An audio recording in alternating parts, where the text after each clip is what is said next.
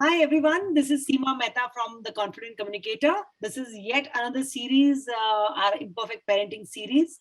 Today we are talking to a very interesting guest, very interesting because she sort of intimidated us when when we connected with each other, because she's Dr. Sonali Dasgupta, who prefers to be called Sonali, so we'll address her by that name. She is a STEM research scientist, a STEM education expert. She has her own company called STEMonsters.com.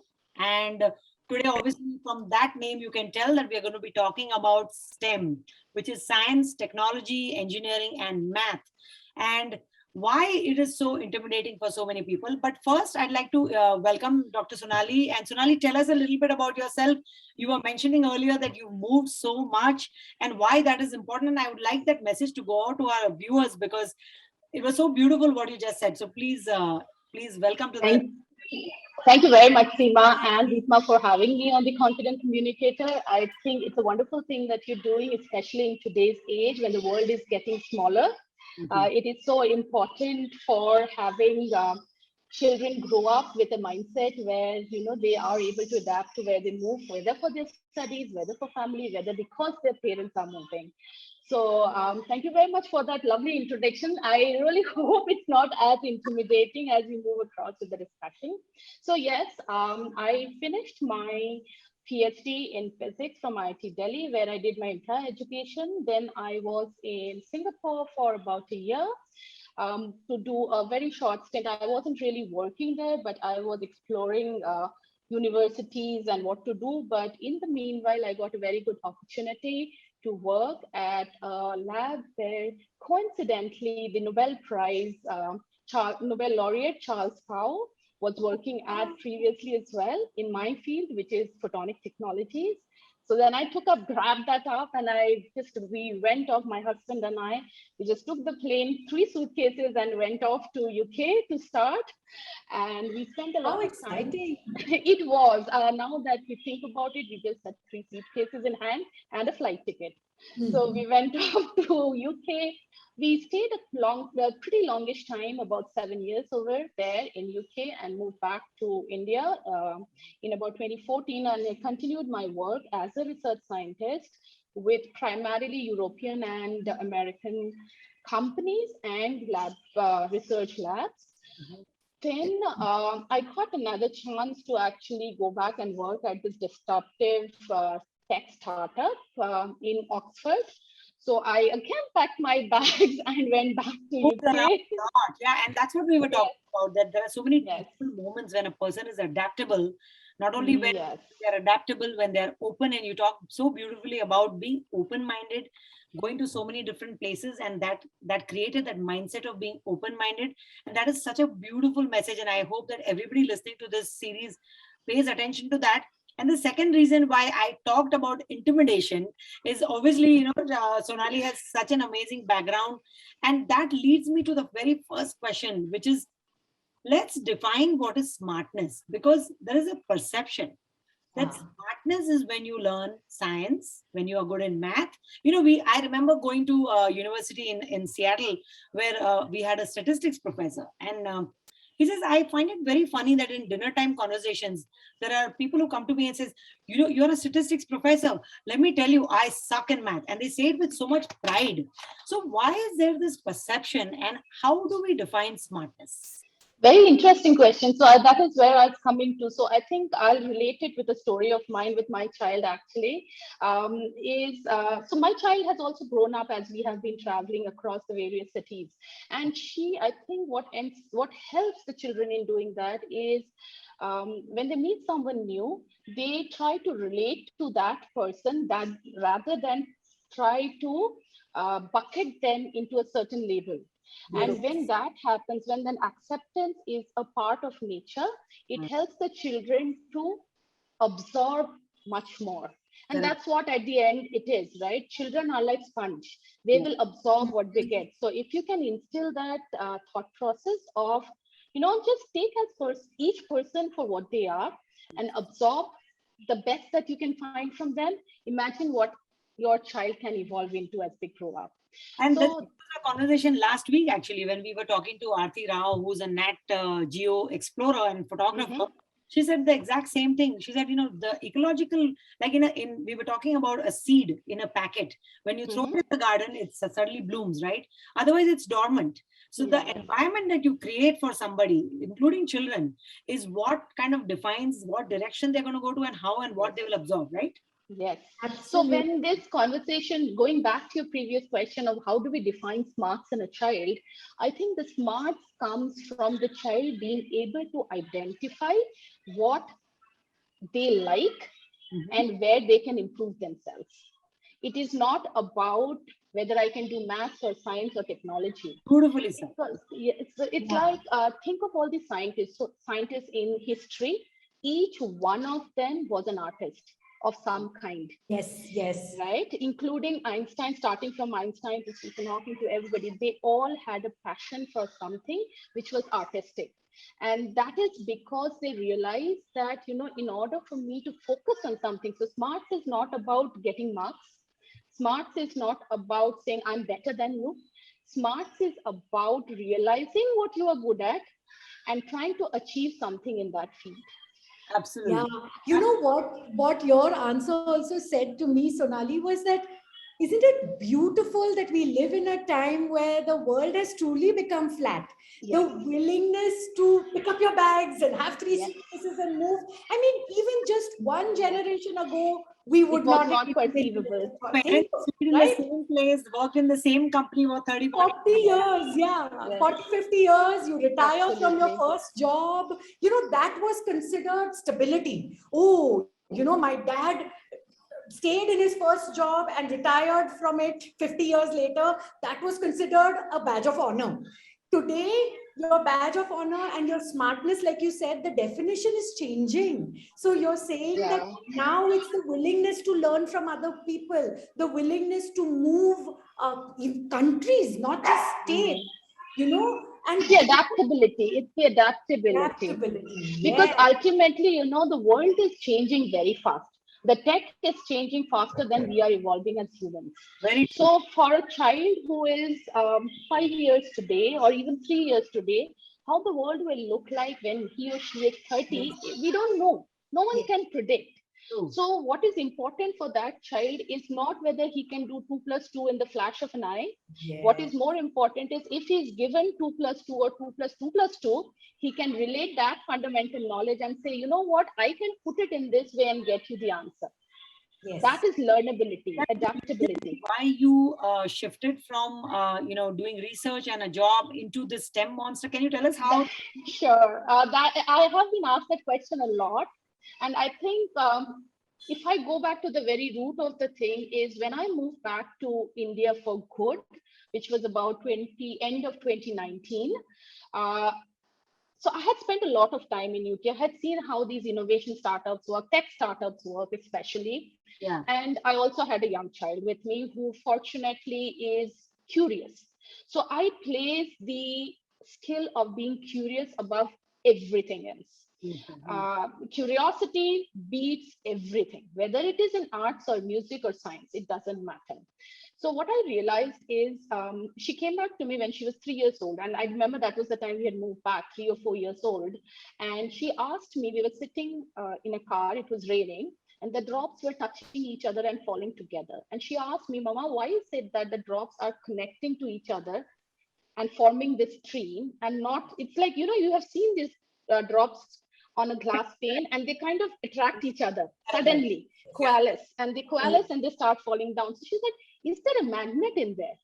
And she was, and I was like, no. So how do you explain that kind of a thing to a child? Because it's such fundamental science, physics and These things are science. not seen These very things, clearly in our education system, and that probably explains why there is so much phobia around. If you are not taught the science, if you're not taught the math in the right yeah. way with this kind of, In the right way is the question. so When you introduce science and maths, not just science, I think any topic for that matter, Any subject. We are even literature, noticing that in yeah, our field as well. exactly. So it is very important that the way we introduce science and tech, because to be honest, in India, more people are interested in science and tech than in West. But as we grow up in age, the innovation factor coming from India, which is now improving definitely, but we still do not see that much of new ideas coming Very out from true. India. Very Why true. should that be? I mean, we are a country of a billion people, for God's sake, where more than like the number of people following science and tech with the importance given in science and tech is a lot more than in the Western world. So True. why don't we come up Why with are we new not, ideas more? why are we not innovative? And Yeah, why aren't that we? is And that explains that there is no environment for it, and that not just the environment, I think it is that cultivation of cultivation. Yeah. how you think from. So it cannot be a top down approach. When a child is already 18, at that point you can't say, come on, give me a new idea. Yeah. It has to be a bottoms up approach. It has to be inculcated from a I mean, what young can age. parents do? Because I know a lot of parents are tuning in and they want to know, okay, we'd like to do this for our kids and at an Mm-hmm, early age. But how mm-hmm, you said your daughter was very curious, but mm-hmm. how How do you keep that curiosity? how do you do that? Yeah. So in my case, for example, I think that also kind of ties in with the question you asked me earlier. How did STEM monsters come into being? Yes. So what I kind of realized is, school teaches a lot of concepts, but they just remain that concepts, definitions, equations.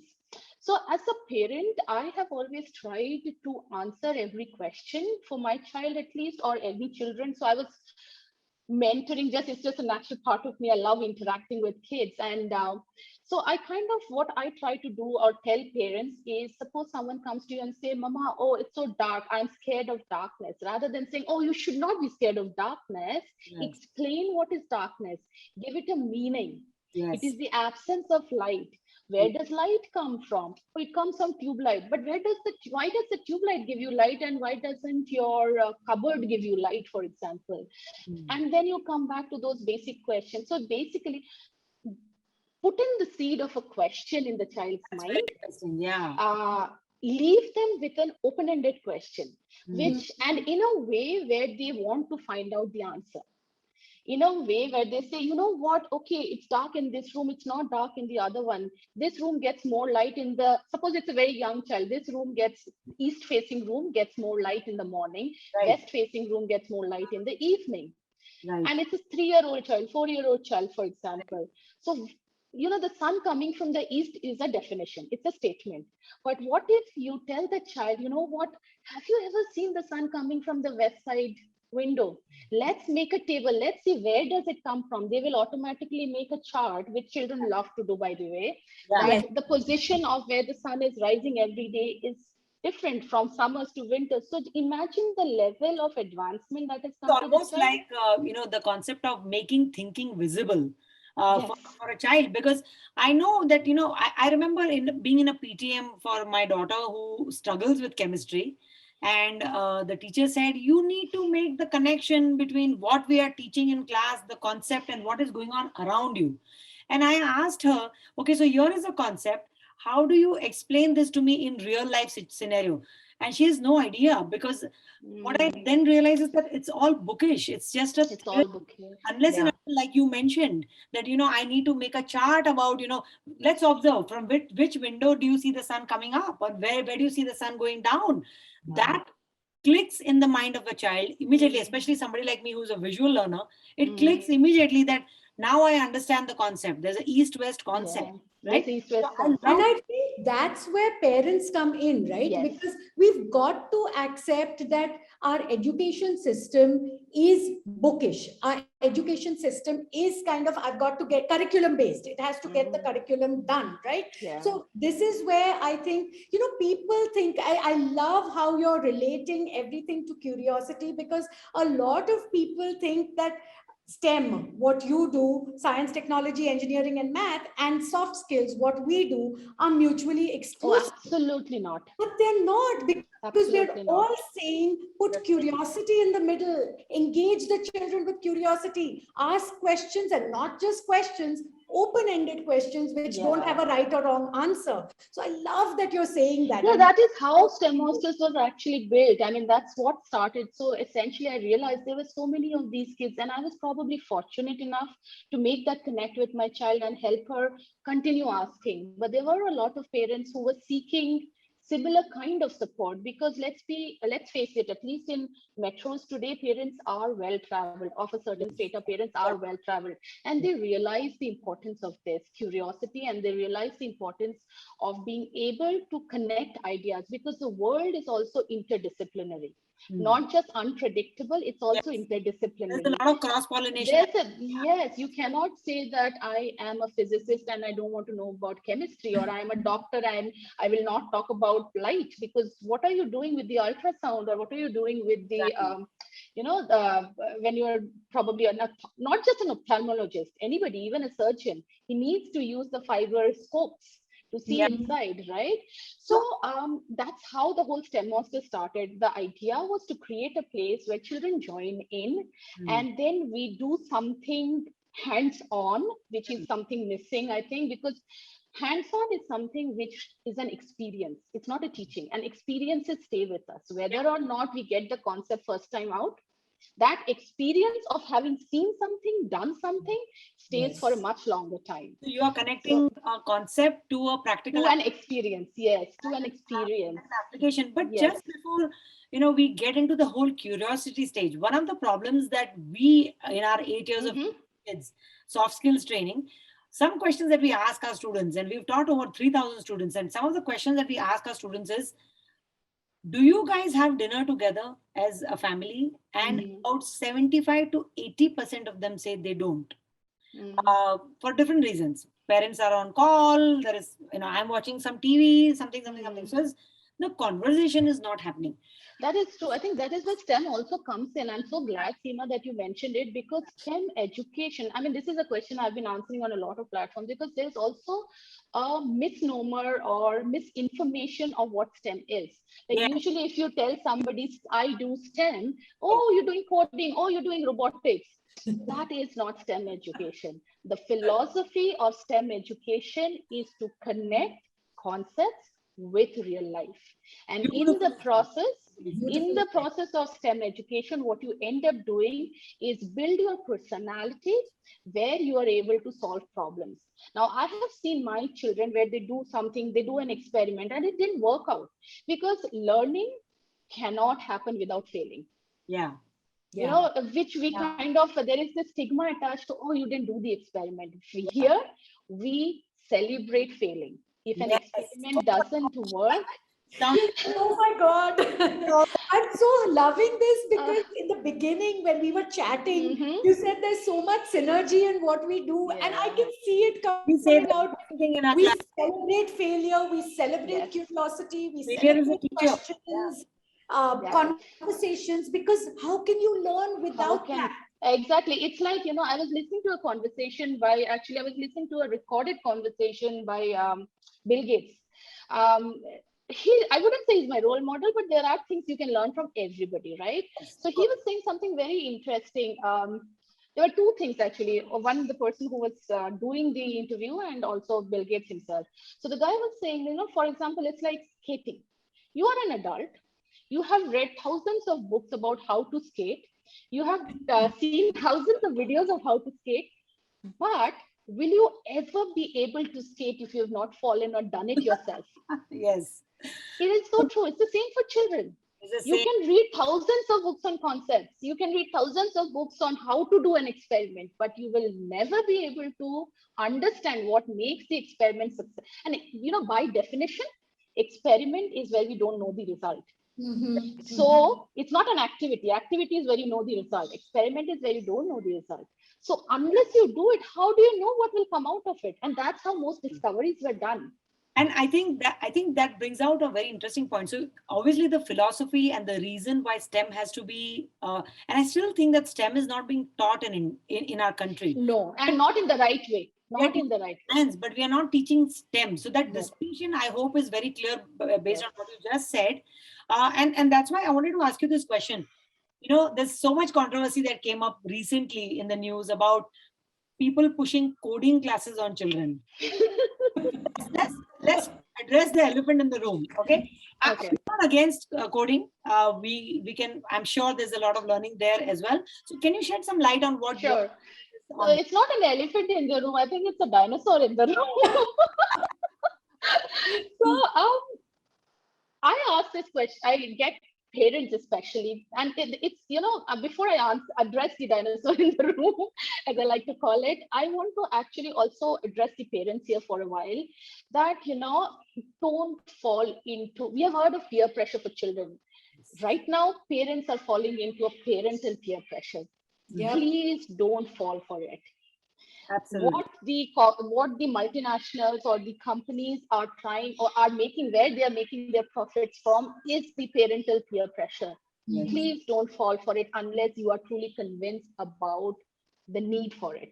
Yeah, correct. So I important. think parents, what happens is peer pressure and what we call FOMO, right, Seema? Where it's that mom FOMO, fear of missing out. Her daughter is going, his son is Yeah, going. that's the peer pressure. Yes, the FOMO. Yeah, Yeah, yeah, I yeah. should also. My child also has to. So what's the ROI of doing a soft skills training program? Yes, we have heard this. ROI is your confidence, your ability to communicate, because you can be an engineer. Like, we have trained even adults, and we've trained, especially, I don't know why, maybe because we live in Bangalore, we get a lot of IT adults who come to us for training, and despite being so amazingly good in their job, they are not able to communicate their ideas, which goes to show that, like you said earlier, you've got to be open. There are teachable moments in every scenarios, and let's be open to learning everything. We don't have to just stick to one thing.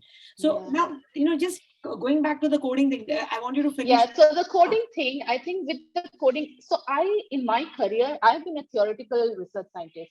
So um, my expertise is in doing simulations. I have used programs starting from Python to Console to MATLAB to any software that you can talk of, any language you can talk of. Okay.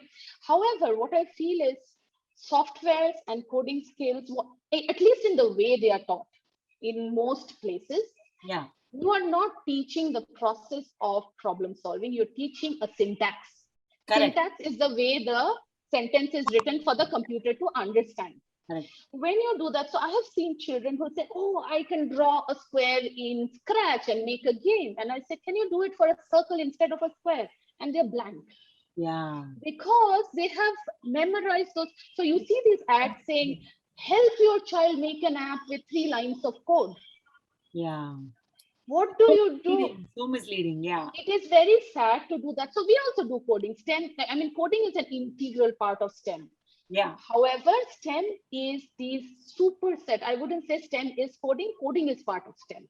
Correct. Mm, Correct. That is the difference that And parents should I'm loving the understand. fact that this conversation is really bringing out the difference between, it's just not science and math. It's Yeah. STEM. It's a problem solving aptitude. problem solving. It's about curiosity. It's about Yeah. exploring. It's about Yes. all of those things. And I think Yes. that that's what our focus in school as well as at home Yes. should be.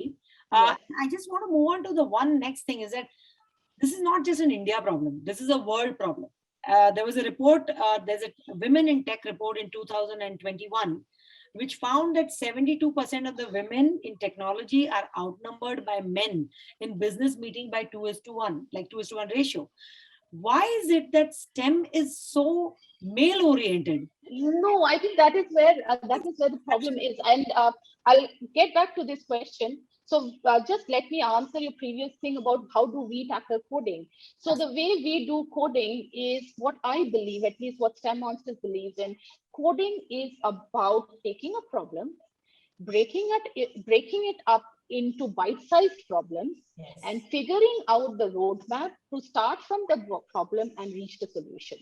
That is coding. If you can figure out that path, you can write your code in any language, whether it is R or Python or C or C++. Right.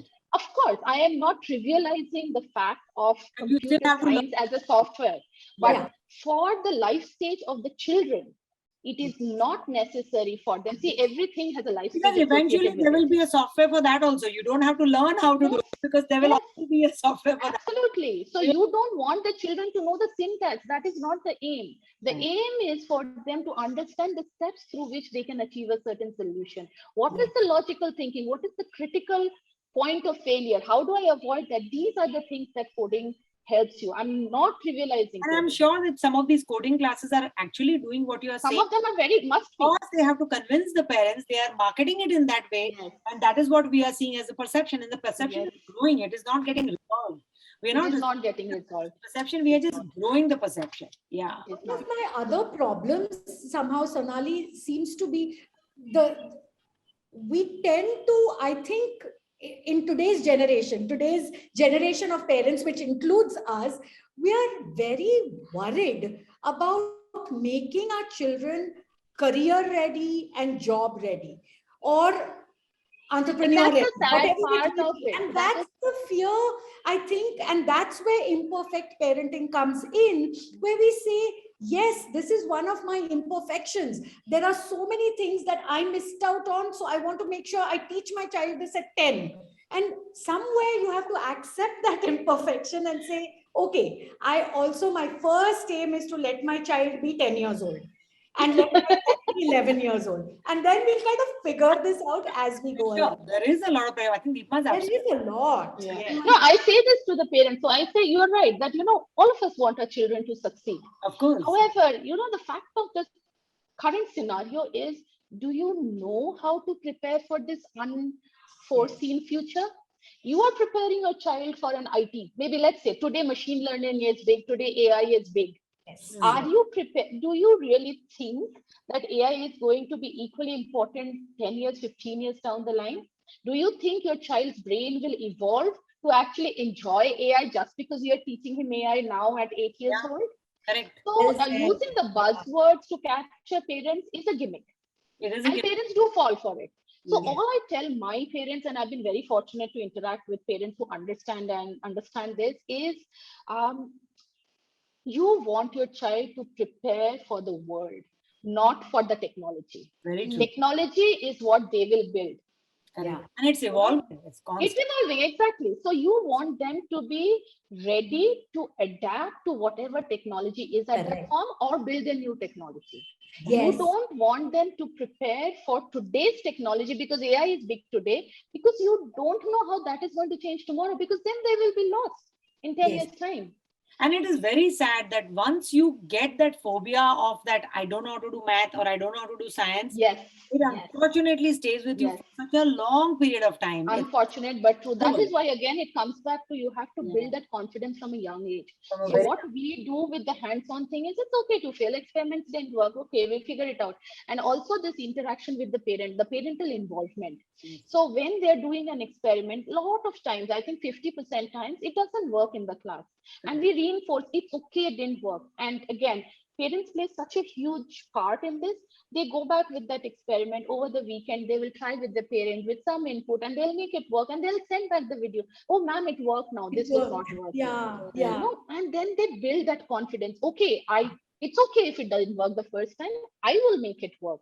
So Yeah. this confidence that I can, Yeah. and it's okay to fail, Fail. is Yes. so important in anything, whether you are an artist, a singer. Nobody became a musician unless you're a prodigy, which is 1 in a million.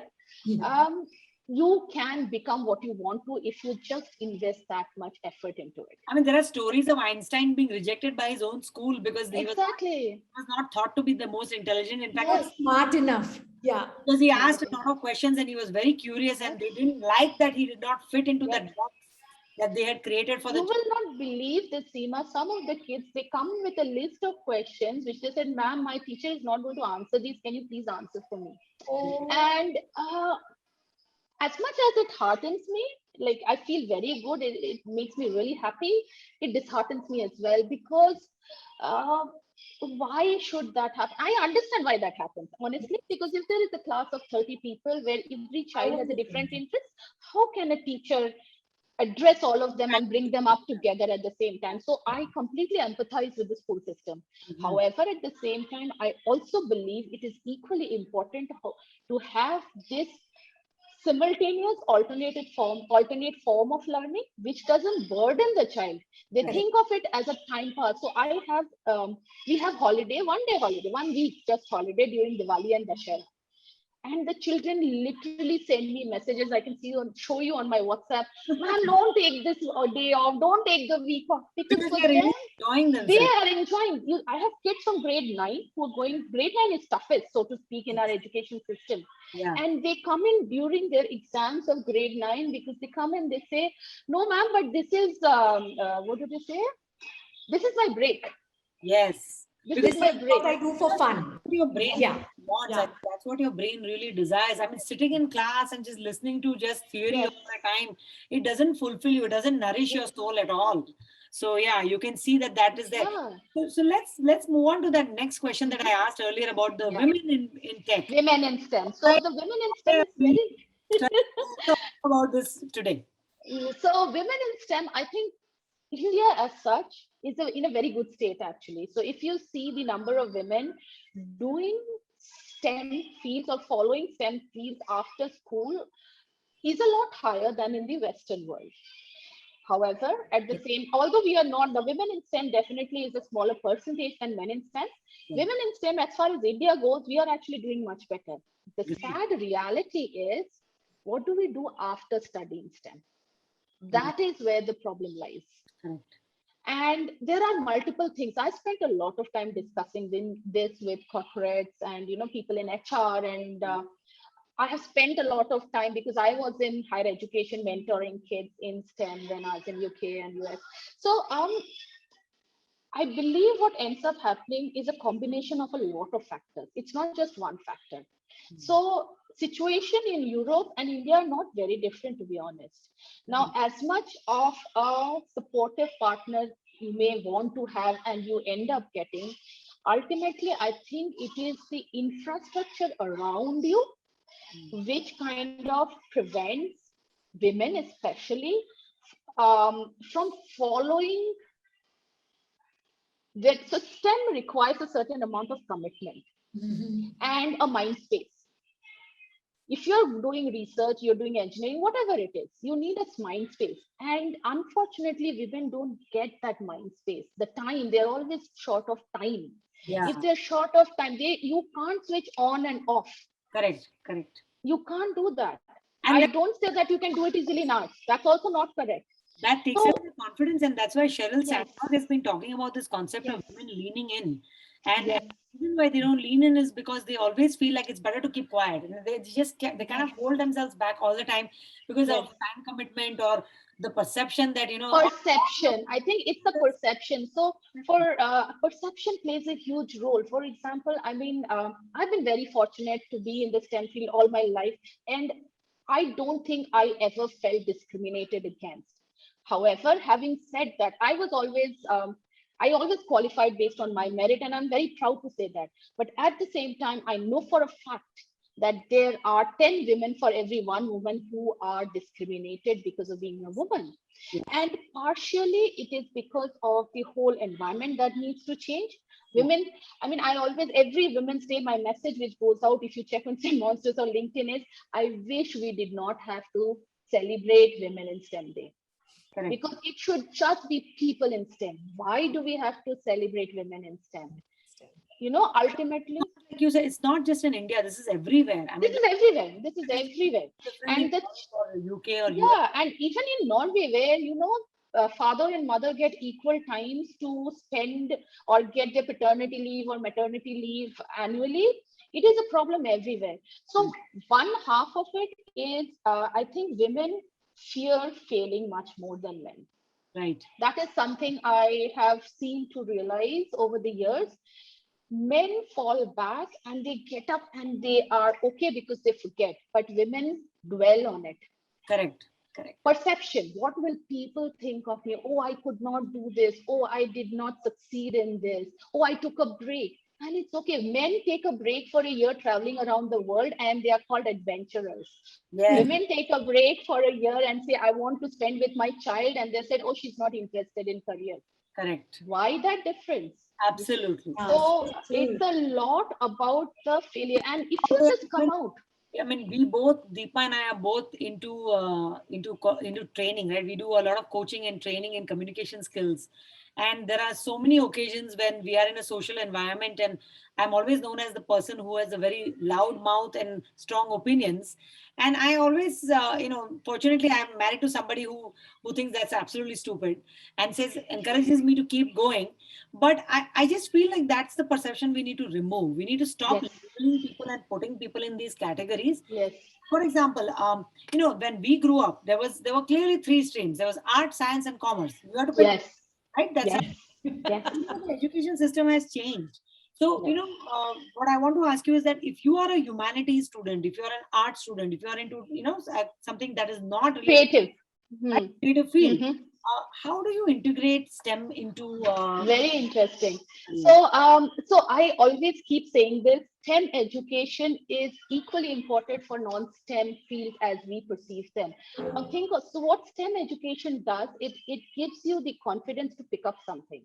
Now, whether or not you like it, whether you are an artist or a photographer or a painter, tech is going to come in. Whether it's uploading your things, whether it is using, whether is it using tech for recording, whether it is about your photography, you're traveling and you want to click a photograph, you want to work on it, you want to put it up on somewhere, you want to do I don't know, you want to do a exhibition, art gallery, tech is going to be there.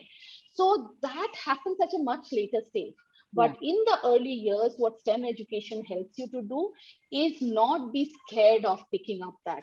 A new camera Yes. is on the market. Is it fit for me? Can I pick it up? Yes. It gives you the confidence to tackle the unknown. Correct. And it is not only for somebody who is going to become a scientist or an engineer or I don't know, an astronaut, as my child wants to be, but I'm already scared. She's going to leave the earth, not just my house. So, Maybe I she. think we should get her autograph right now. I know. So she's like, I'm going to make the rocket and leap years. So, Oh, so, sad. so it's not about those people. It's also about if you want to be a theater artist, where should the lighting be? How should the Yes. sound be? Whether Yes. the auditorium is well built for how you want to put. So, of course, you don't have to be an expert in everything. But if you want to be a producer, a director, whatever it is, Yeah. which is not associated with science, Yeah. you still have to You involve need all. technology. You Look, still, I think that's what we're teaching, all of us. I think you with STEM Monsters, us with Confident Communicator, Mhm. that's what we're saying is that learning is uncomfortable. Learning is when you don't know something, and that process of getting to know it Yes. is the roughest process on Yeah. your psyche. But it's okay. It's Yeah, it's okay okay. to be in your discomfort zone. There's no need to, like Seema was saying, right? There's no need to say, I hate math, I hate Yeah. chemistry, or I hate English, or I hate history. No, learn it because know that it is going to be Just be uncomfortable. open to everything. Yeah, I have had kids coming back as old as grade 8 and saying, I hate electronics. I don't want to do this module. understand. And the Yeah. end of it, I say, okay, I'm sure you hate electronics or you hate chemistry or whatever. I don't do subjects, but as a Yeah. topic. And then they come in and say, you know what, ma'am, it wasn't that bad. I kind of Yeah. like it now. yeah. So, so Yeah. Go it's past that hurdle of being outside of the comfort zone. Yes. and so when you do that from a young age, what Yes. helps you is that it's kind of a full circle in the discussion we started with. It helps you be open to any, not just people, but to topics, to areas, to domains. Absolutely. And as you grow, your interests will change. Yes. And it's okay for the interests to I change. tell And this is, people, especially when kids are at the college level and they're about to yes, apply to colleges. yes, I've read about 4 books about what a child should think about when they're going to college, and all 4 books have one thing in common: use be your open. summers, use your holidays to Yes, try something that you've never try out, Never try doubt. out. open yourself Yes, to new ideas. You may not be an expert in it, yes, but it will open your mind to so many things. yes, For Yes. example, just before the COVID and the pandemic hit, Deepa and I were doing all our classes face to face. We have So never used Zoom. We have never ever gone online. We were never on social media.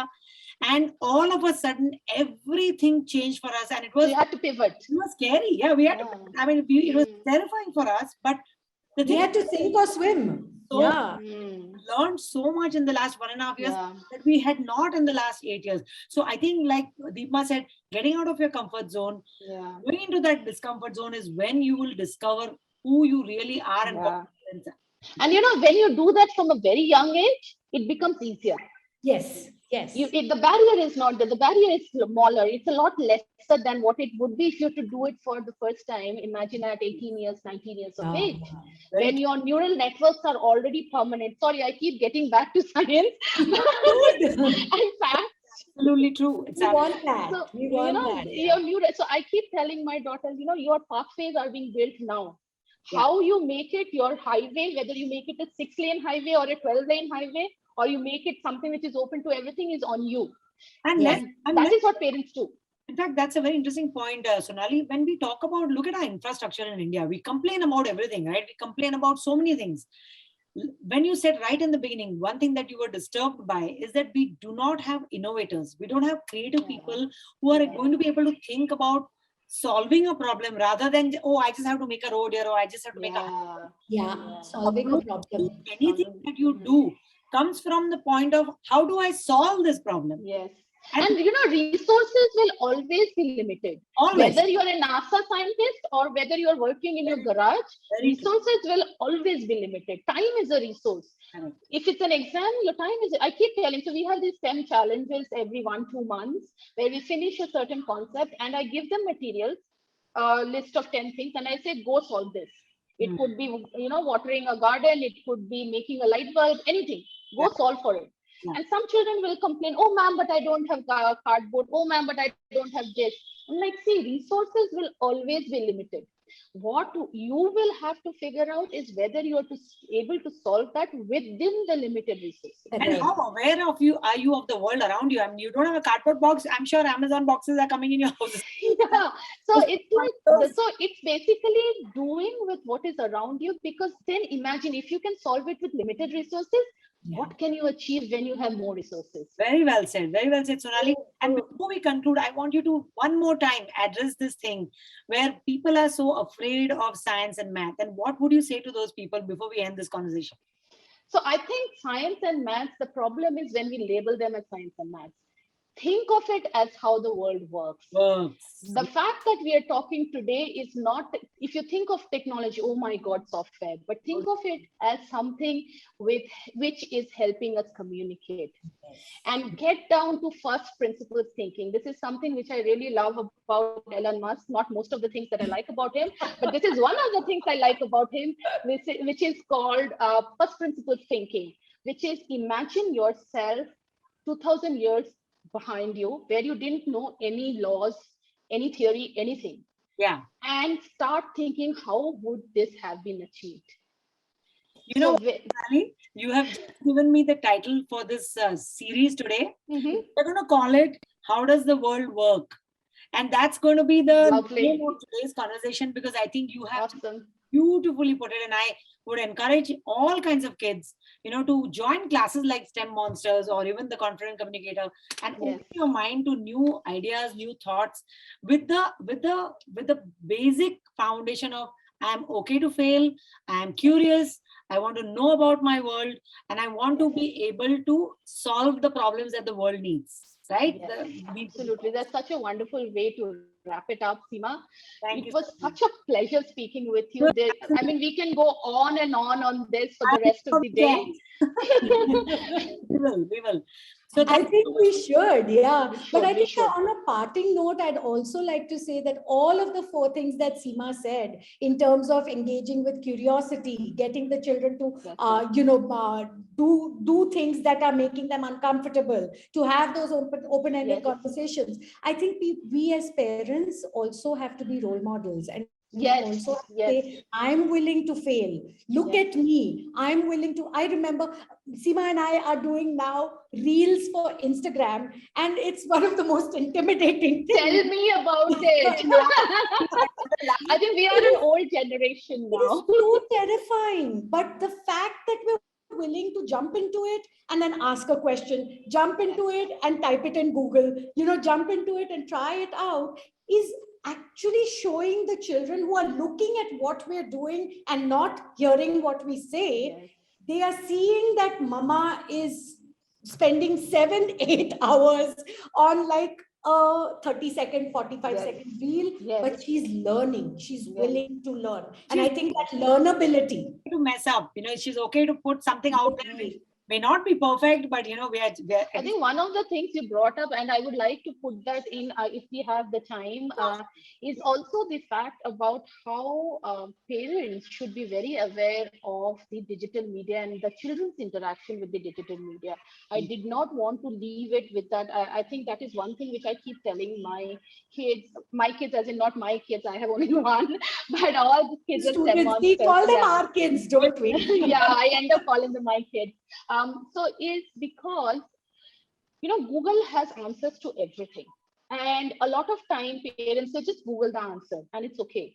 But the problem with that is there is an overload of information. Yes, yes. And what happens to the child is their brain gets overwhelmed and they end up taking the results or the answer which are probably SEO ranked. Yes. Which is not what you want them to be, because SEO ranked means there is a business behind that SEO ranking which is trying to put it forth.